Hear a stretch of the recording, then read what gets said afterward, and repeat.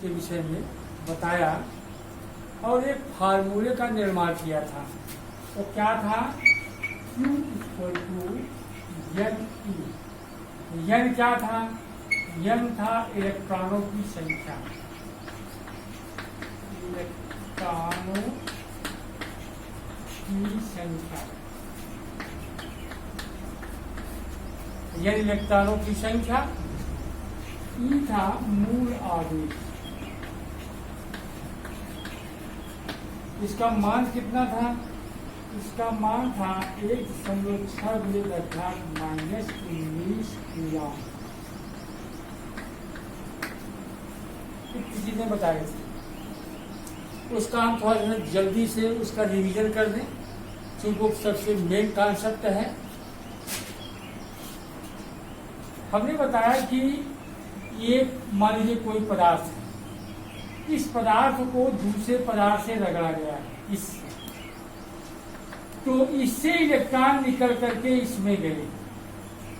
एक इलेक्ट्रॉन गया, इसमें कितने इलेक्ट्रॉन कमी हुई? एक इलेक्ट्रॉन की। एक प्रोटॉन बढ़ गया, इस पर एक धन आवेश आ गया और इसमें एक इलेक्ट्रॉन अधिक हो गया, इस पे एक ऋण आवेश आ गया। अब मान लीजिए कि ये दो पदार्थ है, इससे निकल करके दो इलेक्ट्रॉन गए, एक इलेक्ट्रॉन दूसरा इलेक्ट्रॉन गया, इस पे दो इलेक्ट्रॉन गए, दो प्रोटॉन ज्यादा हो जाएंगे, दो धन आवेश आ गया, इस पे उतना ही दो ऋण आवेश आ गया।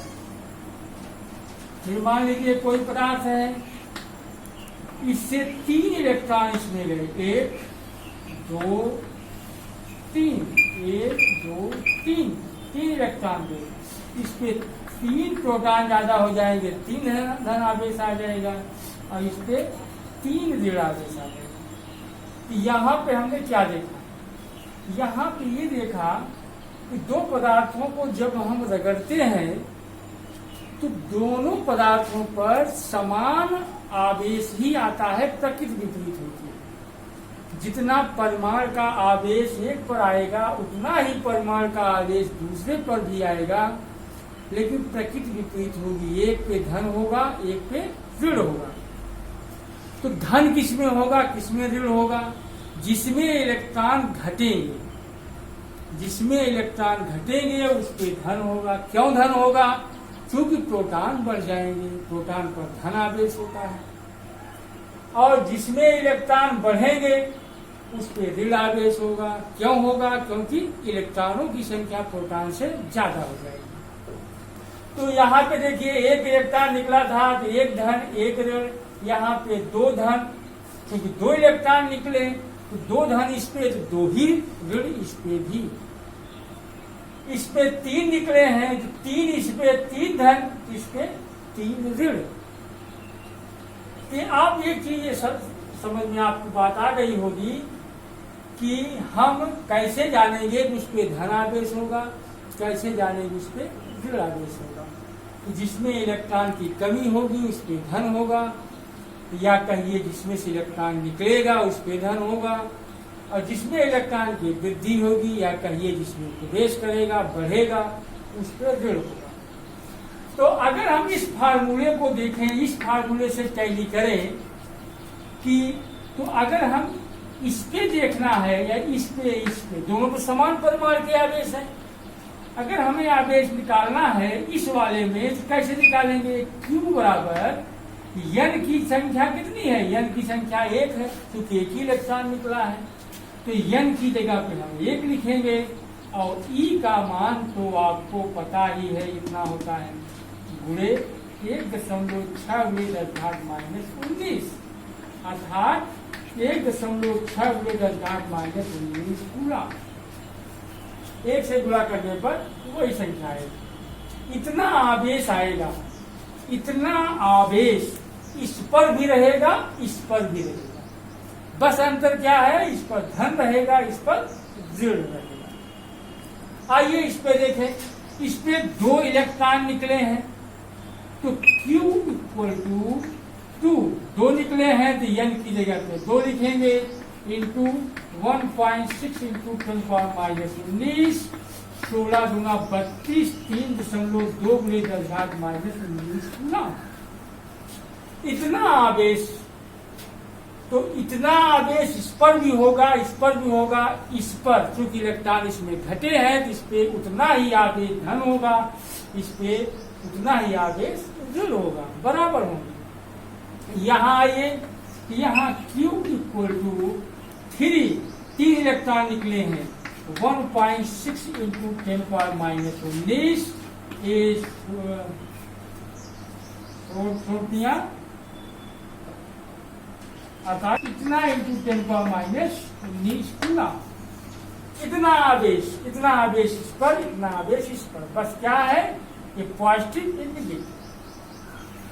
अब देखिए, जैसे मान लीजिए इसको हम ले लें, जब इसको रगड़ा गया तो एक इलेक्ट्रॉन निकलकर इसमें गया, तो इस पर कितना आवेश आया, यहाँ निकाले, -1.6 × 10⁻⁻19 कूलम। कितना आया, इस पे कितना आया, धन 1.6 × 10⁻⁻19 कूलम। इतना इस पे आया, इस पे धन। अगर उसके बाद इन दोनों को हम मिला दें, इन दोनों को स्पर्श करा दें, या कुल आवेश कितना है, तो कुल आवेश अगर निकालें तो दोनों को जोड़ेंगे 0 हो जाएगा, या स्पर्श करा दें तो धन ऋण दोनों को एक दूसरे को कैंसिल कर देंगे। कहने का मतलब ये था कि इस पदार्थ को जब मैं रगड़ा, बहुत समझने वाली पॉइंट है ये, इस पदार्थ को जब हम लोग रगड़े नहीं थे तो कितना आवेश था, इस पे 0 था, इस पर कितना था, 0 था। रगड़ने के बाद इस पे आवेश आ गया, लेकिन कुल आवेश अब भी तो 0 ही है। इसी को कहते हैं हम आवेश संरक्षण का सिद्धांत। आवेश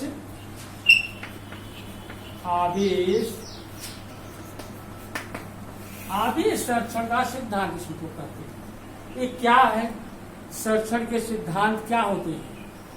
ऊर्जा के लिए आपने क्या पढ़ा है? ऊर्जा के लिए आपने पढ़ा है कि ऊर्जा ब्रह्मांड में निश्चित है, या घटती बढ़ती नहीं है, केवल रूप बदलती है। जैसे एक धनुष में जितनी स्थितिज ऊर्जा है वो कांस्टेंट है, नियत है, और जब वो तीर छूट जाती है तो स्थितिज ऊर्जा वही गतिज ऊर्जा में बदल जाती है। इस तरह की चीजें आप हमेशा भौतिकी में पढ़ते आए हैं, वही चीज यहाँ हम कर रहे हैं कि पहले भी इस पे आवेश 0 था और रगड़ने के बाद भी आवेश 0 ही है। अलग अलग भले हैं लेकिन टोटल आवेश 0 ही है। यही है आवेश संरक्षण का सिद्धांत। तो हमने आपको क्या बताया, हमने आपको ये समझा दिया कि कब धन आवेश होता है, कब ऋण आवेश होता है।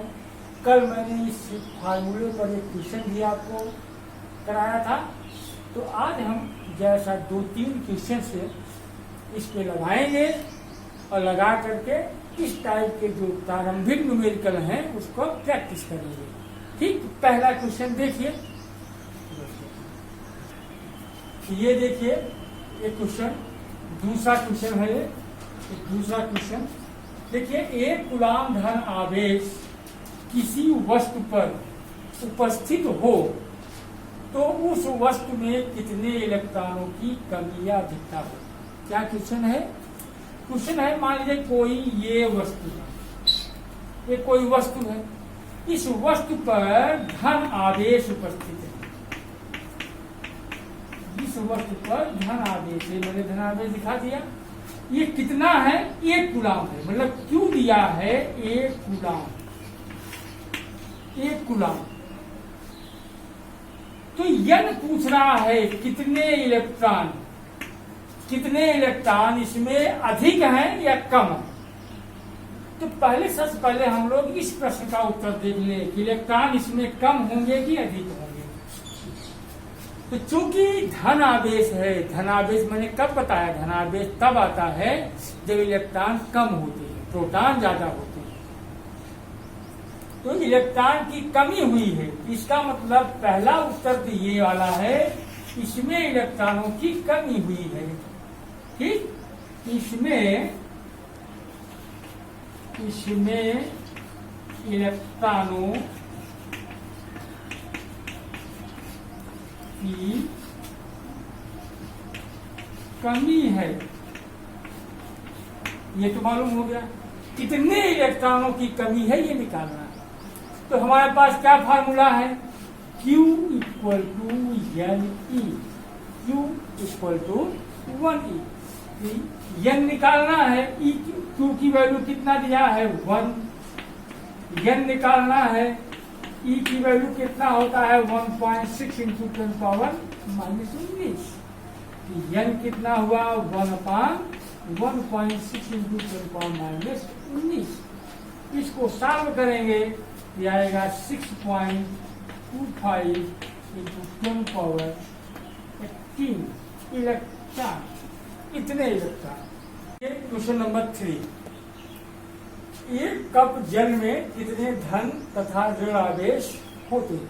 ये आपका एनसीईआरटी का अच्छा क्वेश्चन है। इससे हमने आपको पढ़ाते समय बताया था कि अगर मैं आपसे एक क्वेश्चन पूछूं कि एक ये लोहे की रॉड है, ये लोहे की एक रॉड है और इसको मैंने टच किया, कोई करंट नहीं हो रहा, इसका मतलब इसके ऊपर कोई आवेश नहीं। अगर मैं पूछूं क्या इस लोहे के रॉड के अंदर आवेश है, इसका उत्तर क्या होगा, हाँ है। आवेश तो है ही, चूंकि लोहे का रॉड किससे बना है, प्रोटॉन इलेक्ट्रॉन से बना है। जब इसके अंदर प्रोटॉन इलेक्ट्रॉन है तो आवेश है। हाँ, नेट आवेश 0 है, जितने प्रोटॉन हैं उतने ही इलेक्ट्रॉन है, इसलिए टोटल जो आवेश है वो 0 है। इसीलिए आपको आवेश यहाँ पर प्रभाव आवेश का नहीं दिख रहा है। इसी कॉन्सेप्ट को आपको समझाने के लिए क्वेश्चन बनाया गया है। तो देखिए, इसमें क्या रहा है, एक कप जल में कितने धन या ऋण आवेश हैं? इस क्वेश्चन में सबसे पहली बात, एक कप जल में कितने जल के अणु हैं? तो थोड़ी सी केमिस्ट्री की बात है, इसको हम आपको बताते हैं। क्योंकि इसमें कप का साइज नहीं दिया है, मैं मान लेता हूं कि कप में 250 ग्राम जल आता है, मान लेते हैं 250 ग्राम जल आता है। एक कप इतना बड़ा है जिसमें 250 ग्राम जल आता है। तो ये कप मैं बना दूं, ये कप हो गया आपका, और इस कप में जल, अभी तो है चाय का, जल इसमें भर देते हैं, जल भर दिए। तो जल इसके अंदर है, तो जल क्या है, जल तो है अणु है। कौन सा अणु है, H2O, H2O अणु है।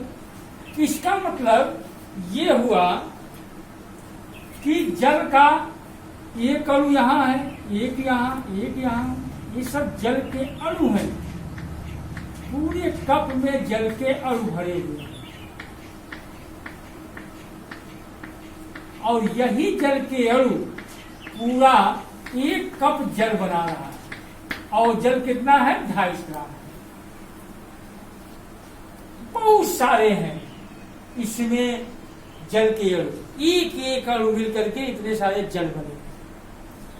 कितने अणु हैं, 250 ग्राम जल में कितने अणु हैं, पहले हमें वो पता करना है। ये H2O कितना है, जब H2O की संख्या हमें निकल आएगी तब हम देख रहे हैं कि एक H2O में 3 परमाणु हैं। अब उसमें कितने प्रोटॉन हैं, कितने इलेक्ट्रॉन हैं, ये चीजें हमें निकालनी पड़ेगी। तो पहले हम कैसे निकालेंगे, 250 ग्राम जल में कितने जल के अणु हैं। तो आप इसको आप जानते हैं कि जल का अणु भार कितना होता है। हाइड्रोजन का परमाणु भार एक धन 1, 2 हाइड्रोजन है, 1 ऑक्सीजन 16। तो कुल कितना हो गया? 16, 17, 18। 18 इसका अवभार है। आप केमिस्ट्री में पढ़े हैं, अगर हम 18 ग्राम जल ले लें, 18 ग्राम जल में H2O की संख्या कितनी होगी? 1 मोल। ये लाइन, चूंकि 18 ग्राम जल में H2O की संख्या कितनी होती है? 1 मोल। और 1 मोल क्या होता है? 1 मोल होता है एवोगाड्रो नंबर 6.022 इंटू 10⁻23। इतना होता है। 18 ग्राम अगर इस कप में जल होता तो हम बोल देते कि इतने जल के अणु है, मतलब H2O इतने हैं। लेकिन हमारा जल 18 ग्राम नहीं है, हमारा जल 250 ग्राम है। तो निकाल लेंगे नियम से, 18 ग्राम में इतने हैं तो 1 ग्राम में कितने होंगे? 1 ग्राम में कितने होंगे? 1 ग्राम में होंगे 6.022 इंटू 10⁻23/18। कितने होंगे? तो 250 ग्राम में कितने होंगे? 250 ग्राम में कितने होंगे? निकालने के लिए इसमें गुणा कर दीजिए। 6.022 इंटू 10⁻23 इंटू 250/18। कितने? ये क्या आया है? ये H2O की संख्या आया है। ये H2O की संख्या आया है। इतने जल के अणु इसके अंदर हैं। ठीक, तो इतने जल के अणु हैं। एक जल अणु में एक अणु में कितने परमाणु हैं? 23। तो हम इसको आगे बढ़ने के लिए यहां पे पहले हम आपको बता दें, H2O में कितने परमाणु हैं? परमाणु की संख्या कितनी है? 3 है। 3 परमाणु हैं, 2 हाइड्रोजन के, 1 ऑक्सीजन के। अगर मैं पूछूं ये प्रश्न कि एक H2O अणु में कितने इलेक्ट्रॉन तथा प्रोटॉन होते हैं, अगर ये पूछूं तो कैसे बताओगे? तो देखो, हाइड्रोजन में 1 प्रोटॉन 1 इलेक्ट्रॉन होता है। अगर मैं एक जल के अणु में प्रोटॉन की संख्या अगर मैं निकालूं, प्रोटॉन कितने हैं? प्रोटॉन की संख्या अगर निकालूं एक H2O में, तो हाइड्रोजन में 1 प्रोटॉन, दूसरे हाइड्रोजन में 1 प्रोटॉन, और ऑक्सीजन में कितने? 8 प्रोटॉन। कुल कितने बने? 10 प्रोटॉन। इलेक्ट्रॉन कितने हैं? इलेक्ट्रॉन कितने हैं? अगर इलेक्ट्रॉन निकालूं, इलेक्ट्रॉन कितने होंगे? इलेक्ट्रॉन भी 10 ही होंगे। समझ में आई बात? इलेक्ट्रॉन भी 10 ही होंगे। अब यहां पे समझिए, वो छोटी कक्षाओं की सोच है। अगर एक जल के अणु में प्रोटॉन 10 हैं, इतने जल के अणु में प्रोटॉन कितने होंगे? 10 से गुणा कर देंगे, आ जाएगा कि नहीं? आ जाएगा ना? तो लिख दें,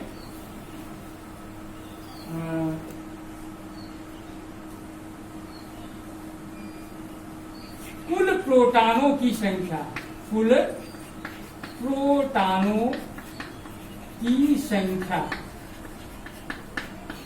कुल प्रोटॉनों की संख्या कितनी होगी? एक अणु में 10 प्रोटॉन और इतने जल के अणु हैं H2O, गुणा कर दीजिए। 6.022 इंटू 10⁻23 इंटू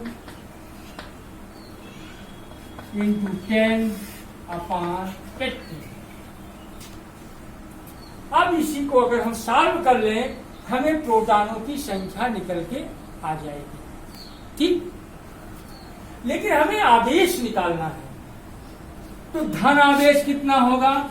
धन आवेश कितना होगा? आप जानते हैं इतने प्रोटॉन हैं और ये प्रोटॉन पर कितना आवेश होता है? 1.6 इंटू 10⁻⁹ तो उससे गुणा कर दें। 6.022 इंटू 23 इंटू 250 10/18 और गुणे 1.6 इंटू 10⁻⁹ ये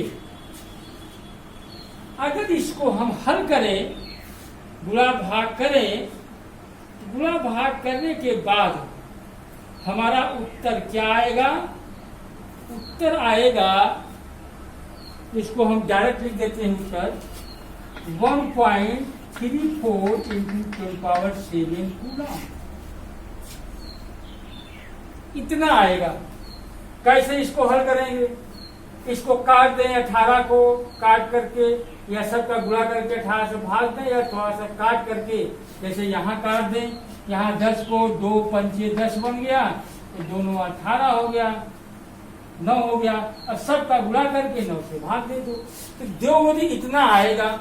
इतना क्या आएगा? इतना आएगा धन आवेश आएगा, इतना धन आवेश आएगा। तो ऋण आवेश कितना होगा? चूंकि ये उदासीन है ना, तो ऋण आवेश भी इतना ही होगा, -1.34 इंटू 10⁻7 कूलम। तो इस सवाल को आप समझे। क्वेश्चन क्या है? यदि किसी पिंड से 1 सेकेंड में इतना इलेक्ट्रॉन निकलते हैं, इतना 10⁹ इलेक्ट्रॉन किसी अन्य पिंड में स्थानांतरित होते हैं, एक कूलम आवेश के स्थानांतरण में कितना समय लगेगा? ये सवाल बड़ा अच्छा है, ये एनसीईआरटी का ही प्रश्न है। 1 सेकेंड में इतने इलेक्ट्रॉन निकल रहे हैं, तो एक कूलम आवेश में कितना समय लगेगा? क्वेश्चन को पहले दिमाग में बैठाइए, क्या कह रहा है? ये पिंड ये है, ये पिंड, और ये पिंड ये है। यहां से इलेक्ट्रॉन निकल करके यहां जाता है, कितना गया? 10⁹ कितने समय में? 1 सेकेंड में। 1 सेकेंड में 10⁹ इलेक्ट्रॉन गया। तो अगर हम इसी बात को दूसरी तरह से पूछे कि 1 सेकेंड में कितना आवेश गया, इलेक्ट्रॉन तो बता रहा है इतना गया, हम कह रहे हैं हमको आवेश बताओ कितना गया। कोई दिक्कत नहीं, हम बता देंगे कि 1 सेकेंड में कितना आवेश गया। 1 सेकेंड में जाने वाला आवेश कितना होगा? Q बराबर, यानी इस फार्मूले से परिचित है, रख दें वैल्यू। Q का मान कितना है? N का मान कितना है? 10⁹ E का मान 1.6 इंटू 10⁻⁹ और ये हल करेंगे, ये आ जाएगा 1.6 इंटू 10⁻⁷। इतना कूलम ये आ गया। फिर समझिए, 1 सेकेंड में 10⁹ इलेक्ट्रॉन निकल करके इसमें से इसमें गए। तो चाहे आप इस बात को कहें कि 1 सेकेंड में 10⁹ इलेक्ट्रॉन गए, या कहें 1 सेकेंड में इतना आवेश गया, बात तो दोनों एक ही है। इसमें इलेक्ट्रॉन बोल रहा है, इसमें आवेश बोल रहा है। हम ऐसा क्यों किए? क्योंकि मुझे आवेश में इलेक्ट्रॉनों की संख्या समय निकालना है, इसलिए मैं आवेश में यहाँ प्राप्त कर गया। अब अगला क्वेश्चन देखिए, इसमें आगे क्या करना है? 1 कूलम आवेश के स्थानांतरण में कितना समय लगेगा? समय पूछ रहा है। 1 सेकेंड में इतना आवेश गया, तो कितने समय में 1 कूलम आवेश जाएगा? लगा दीजिए एक नियम, लिख दें। निकालना क्या है? समय। समय को उधर लिखेंगे चूंकि 1.6 इंटू 10⁻⁻10 कूलम आवेश जाता है कितने समय में? 1 सेकेंड में। 1 सेकेंड में जाता है। इसलिए 1 कूलाम आवेश कितने में जाएगा? 1 कूलाम आवेश कितने में जाएगा? तो 1 के लिए भाग दे देंगे, क्या बनेगा? ये 1/1.6 इंटू 10⁻⁻10 भाग देंगे ना। क्या कि नियम में पहले एक बार से लिखा जाता है, फिर 1 के लिए 1 के लिए द्रव्य संख्या जाके भाग देती है द्रव्य संख्या में। अगर और सब संख्या होती तो फिर गुणा करती हो बड़ी संख्या। इसी को हम हल कर लें, हमारा उत्तर मिल जाएगा। तो जरा से इसको हल करना जरूरी है, हल करना इसको जरूरी है, क्योंकि आप कुछ इससे समझेंगे। देखिए 1.6 इंटू 10 पावर, ये ऊपर ले गया तो 10 बन गया है, ठीक, 10 बन गया। और इसको भी हम ऐसे लिख सकते हैं, दशमलव हटाएंगे तो 10/16 बन जाएगा। ये 10 की घात 10 हो गया है, ठीक। इसको काटेंगे 2 और 16, 2 पंचे 10, 5/8 गुणे 10 की घात 10। इतना समझिए, इतना आ गया। ये क्या आया है? ये सेकेंड आया है, ये सेकेंड आया है। बस हम इसको यहाँ पर मिटा दें, ये क्वेश्चन मिटा देते हैं।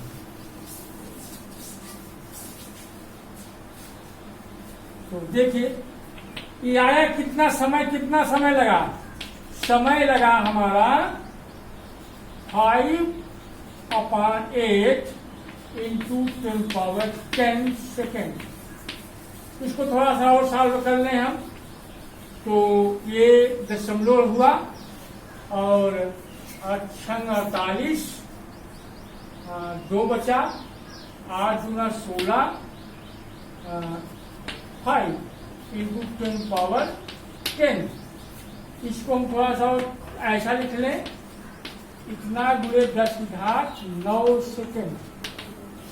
इतना सेकेंड लगा है। तो देखिए इसमें 9 बहुत बड़ी संख्या आई है। इतनी बड़ी संख्या सेकेंड में है तो इसको हम मिनट में चेंज करते हैं।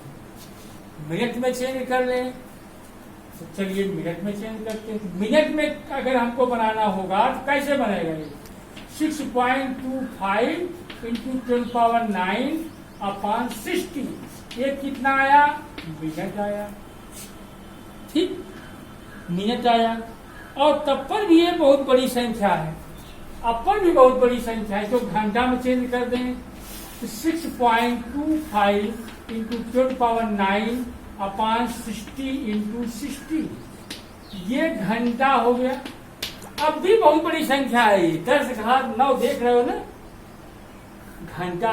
तो अब किस में चेंज कर लें? हम इसको दिन में चेंज कर लेते हैं।